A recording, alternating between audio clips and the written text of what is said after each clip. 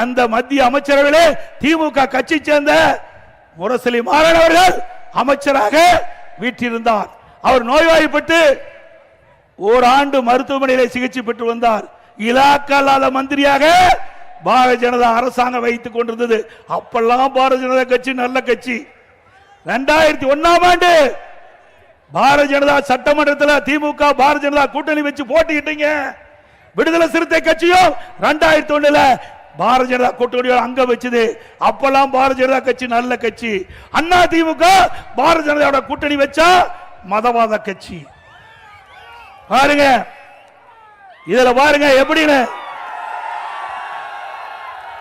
யாரு? திரு கருணாநிதி இருக்கிறார், திரு வாஜ்பாய் அப்போ பிரைம் மினிஸ்டர், இந்த பக்கம் கருணாநிதி, இந்த பக்கம் முரசொலி மாறன். அவர் ஏதோ மைக்கு சரி பண்ணி கொடுத்துட்டு.